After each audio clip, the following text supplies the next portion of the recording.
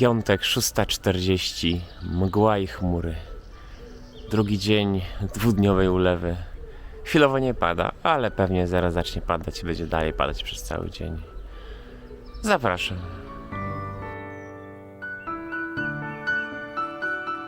No więc przyspieszenie z poranka na sam wieczór.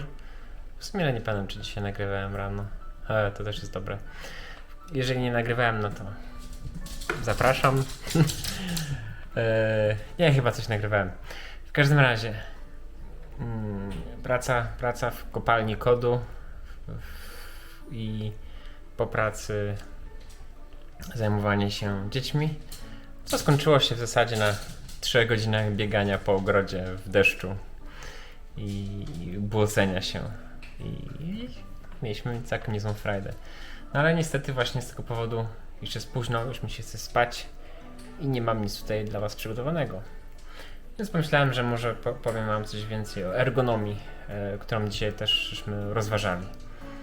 No więc to jest mój setup górny, setup wersji light, czyli komputer, laptop, podstawka pod laptopa i biurko. Tu wysuwana półka na klawiaturę i myszkę, ale jest zepsuta, więc się nie wysuwa.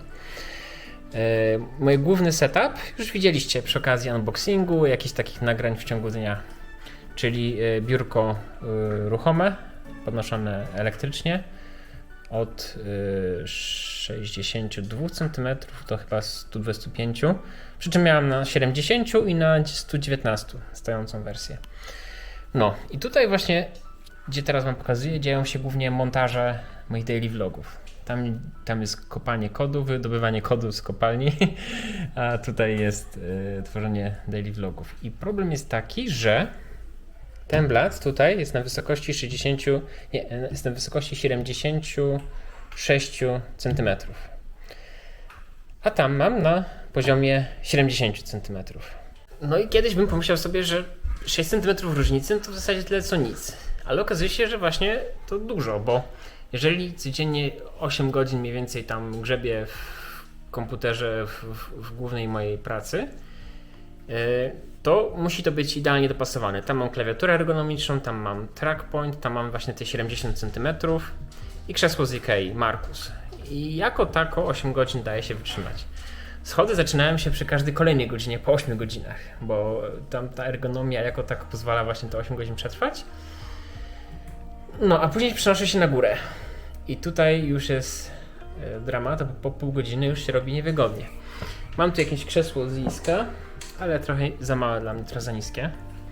I taką poduszkę sobie, a to jest poduszka z materaca do akupresury i ona miała być pod głowę, ale ja ją używam pod plecy. No i okazuje się, że przy 70 cm, przepraszam, coś mi zaczęło w nosie swędzić. No więc okazuje się, że przy 70 cm moje ramię i łokieć są pod kątem prostym. A jak mam więcej niż 70 cm, to muszę tą rękę odchylać. No teraz nie pokażę wam tego, bo to wiadomo. I te 6 cm to jest po prostu dramat. Dramat dla mojego kręgosłupa. I teraz właśnie będziemy zmieniać tutaj biurko.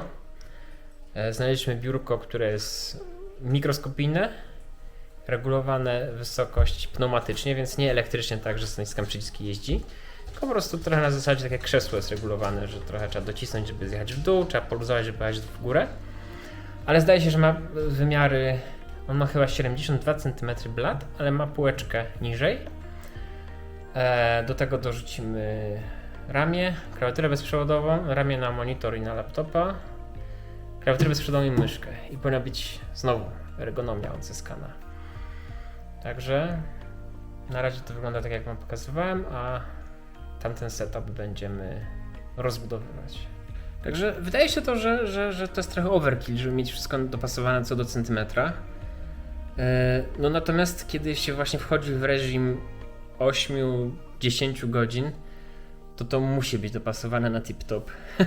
Nie ma innego wyjścia. I jeżeli ktoś nie ma takiego ustawienia, a pracuje właśnie w takim reżimie, no nawet powiedzmy wszystko powyżej 2 godzin i nagle dziwi się, że go boli kolano, że go boli ramię, takie rzeczy mogą się dziać, jeżeli nawet się siedzi troszkę inaczej niż symetrycznie, trochę bardziej jest przesunięty, trochę bardziej się w bok patrzy, gdzieś się razi światło, gdzieś się uwiera krzesło, to zaczyna procentować. Oczywiście, jeżeli ma się tam 20 lat, no to równie dobrze można siedzieć na krześle barowym przez cały dzień i prawie nic nie będzie. Natomiast jak się ma trochę więcej niż 20 lat, to już zaczyna to niestety się liczyć.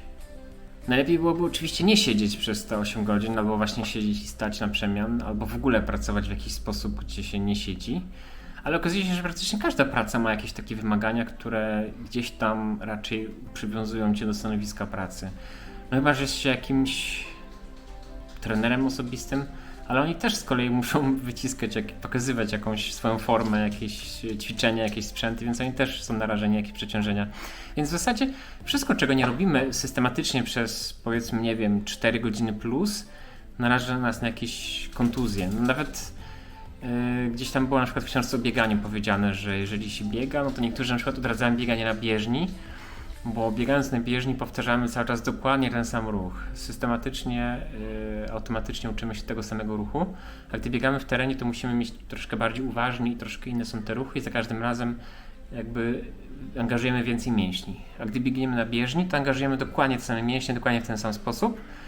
I tu bardzo łatwo nam wpaść w kontuzję, jeżeli coś się zadzieje niespodziewanego, to my nie wiemy jak zareagować. Ani nie mamy mięśni wytrenowanych, ani nie mamy ciała do tego. No, więc obojętnie czy nie jest się chirurgiem, no właśnie na przykład w Maszu też się śmiali z tego, że po iluś tam godzinach operacji nie są w stanie na przykład się zgiąć, bo są coraz prości i mają usztywniony kręgosłup. Że oni stoją przy operacji, już są chirurdzy, cały czas chyba stoją przy operacjach. No, także polecam wam nie bagatelizować ergonomii miejsca pracy, a nawet nie tyle miejsca pracy, co ergonomii tego miejsca, w którym spędzacie najwięcej czasu. Bo nawet jeżeli czytacie książki, na przykład wygraliście w lotto miliony i nie musicie do końca życia pracować i czytacie książki, no to też dobrze byłoby czytać tak, żeby sobie tego kręgosłupa nie zaorać, kręgosłupa i mięśni sąsiednich. Dobra, w sumie nawet nie wiem jak wyglądam, bo światło jest już u mnie nocne, kamera sobie średnio radzi, więc wyglądam być może jak zombie. Taka, no generalnie wszystkie kamery bardzo słabo odwzorowują kolor skóry i wszystko widać jakoś tak dziwnie i ostrość się gubi w ogóle. W każdym razie, tak jak właśnie wspominałem, teraz będę walczył o ergonomię drugiego miejsca pracy. I jak coś ciekawego wymyślę, to wam nie omieszkam pokazać. A na dzisiaj to byłoby chyba na tyle. Dzięki i do zobaczenia już jutro. Hej!